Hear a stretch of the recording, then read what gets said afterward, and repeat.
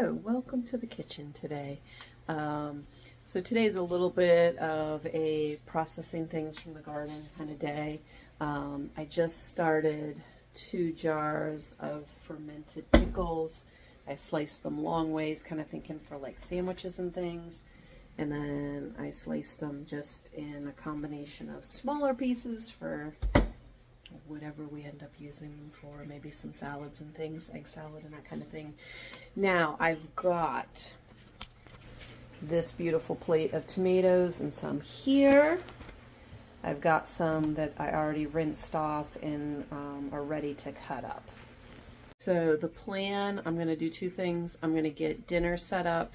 I'm going to kind of do a spin on that viral feta cherry tomato bake thing that was going for a while. I don't know if it still is, but I'm just going to use the big tomatoes because then you don't end up with as many skins. I'm just going to slice those up in a casserole, throw in the feta, olive oil, garlic, and just put the lid on that because it's not quite time to put it in the oven. I just want to make sure I reserve enough tomatoes for that, and then the rest I'm just going to core and score and put in a freezer bag, either just to use right out of the freezer later this fall and winter, or to bring out later, run through the mill to de-seed and de-skin and cook down to a sauce. So, like I said, we're going to get dinner started, and then we're going to core, score, and freeze some tomatoes.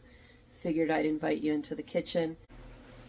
Alright, so if you've not been acquainted with the tomato or cherry tomato feta bake, I think it, like I said, it was a TikTok thing, but it's just taking like a whole bunch of cherry tomatoes, put them in a casserole dish, drizzle some olive oil, and throw some cloves of garlic in, salt, pepper, some herbs, and then just bake it, and then stir it, and it makes like this really creamy, nice sauce, and then you just mix your pasta in.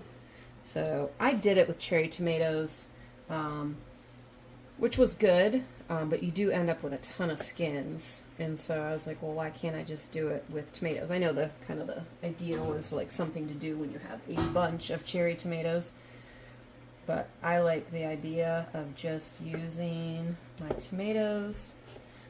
So we're just going to put a bunch of tomatoes in here. Don't necessarily care exactly how I'm cutting them up because they're going to cook down. That one was a Paul Robeson. Oh my goodness, that was a good tomato. Got like a nice, a little bit tangy. Man, it's the first year for those, but this will definitely be one that I grow into the future.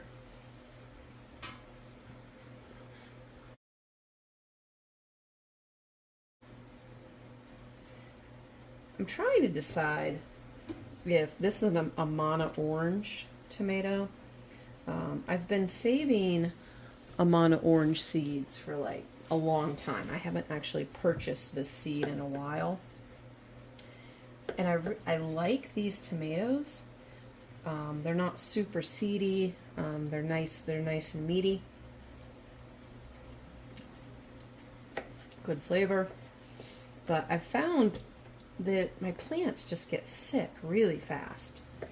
Leaves yellow and start dying up the plant really quickly.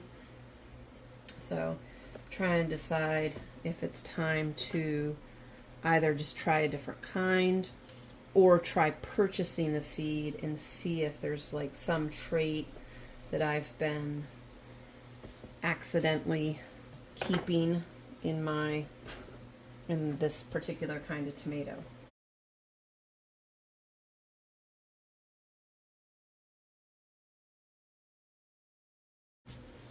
Alright, so I've got this casserole dish, a little over than half full.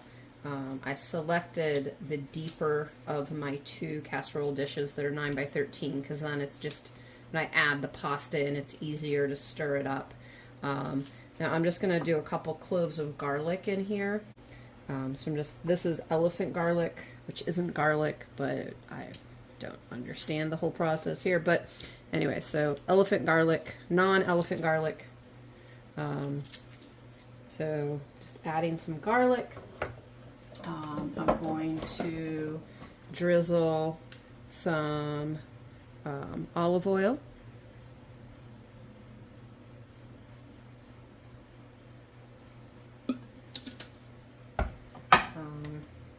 Got some coarse salt. Gonna drizzle over. Okay, so the actual recipe calls for like a block of feta. We more often have the crumbled feta over a block. So we're just gonna add that over top, and then also in the recipe it says to drizzle olive oil over that. I think also to like season over it, but I'm gonna go with simple here. Just the flavor of the garlic and the salt and the tomatoes and the olive oil for right now, and then a little bit of basil later in the baking process. And we're going to come in here and get some basil. I actually just made pesto last night. I made pesto pizza for dinner, and it doesn't even really look like I harvested. So, basil smells like summer to me. I think it's a nice amount to throw in that dish. I swear, this time of year, like it's the beginning of August, but we're having one of those days where there's just a lot of wind, and it like makes me start to think of fall. Just kind of one of those breezy fall days. Our maple, oops, there, that maple is already starting to get some red on it. I was into school today, starting to get my classroom set up, so my brain's already thinking fall. All right, got my tomatoes. I've got a bag. I found I just like to set it into like a bowl or something that will hold it, so I can just throw the tomatoes in as I cut them, and then just something to catch compost here that's nice and close. So some people say just core them, so we're just gonna cut the core out of this, and then there's some people that like just do a slit in the bottom. What I like to do is just kind of cut this off like this, and whatever skin wants to peel off, I'm just going to throw her in there. This is just a really nice way of, I mentioned before, kind of, this is like, to me, this is like kind of a tweener amount. Like it's too much for one meal, especially since I already have a tomato-based meal ready to go for dinner for tonight. There's more tomatoes ripening, so I don't really want all of these sitting on the counter. But it's not, it doesn't feel like enough to me to start the canner and have like set up that whole operation. So this is something to kind of just pause it, let it preserve it until I have time and things set up. Because like for canning, my husband and I have always said like the majority of the work is the setup and cleanup. A lot of times like the in-between, like actually getting the food canned or cooked down really is the easier part. The harder part is getting everything set up. So it's like once you have everything set up, whether I'm doing 5 pounds or 50 pounds, no, provided that's a slight exaggeration, but is not that much different.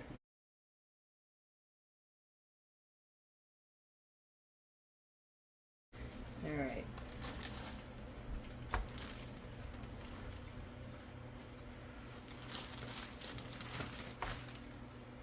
So there's about 3.5 pounds of tomatoes that we'll pull out later, run through the mill, and make some sauce with. I have just shy of 10 pounds in a bag downstairs. So later on, when I get a bigger harvest or I get multiple together to the frozen, I'll pull those out, thaw them out, and make some sauce. I love processing food in the fall. On a weekend in the fall, the leaves are falling if it's a little bit chilly, and got some football on in the background, and just the canner going. My girls have helped with canning since they were so small that we had to have a chair next to the counter for them to stand on. They're currently tall enough to reach the counter on their own, which is crazy. So just kind of a nice memory to have with the girls. Now I'm trying these compostable bags this year. I'm hoping they work well because I am trying to find places to eliminate plastic in my life, especially single-use plastic. Curious, does anybody have like a good compostable bag? This was just, I saw them at Target. I bought some storage bags and some freezer bags.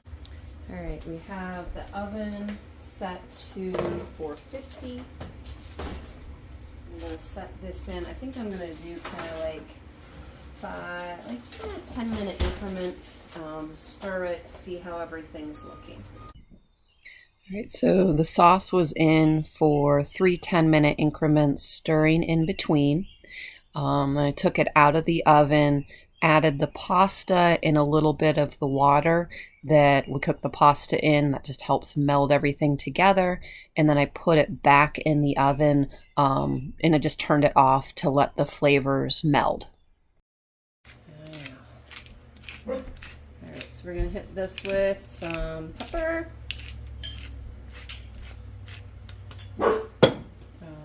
And I just decided to sprinkle the basil over, and then I'm just going to stir it in and not cook it, because I tried a little bit like that and I kind of liked it. And there's dinner.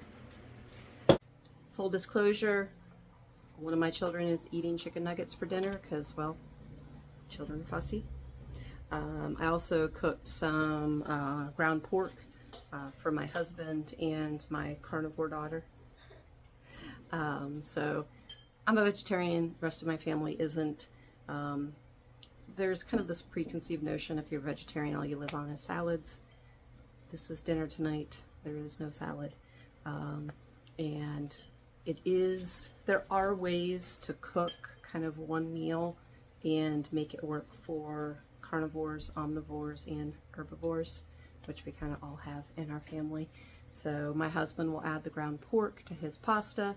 My daughter's currently at the table eating just ground pork. She's my carnivore child. And then the fourth one is chicken nuggets because, like I said, kids will be kids. Thank you for joining us, and we'll see you in a video soon.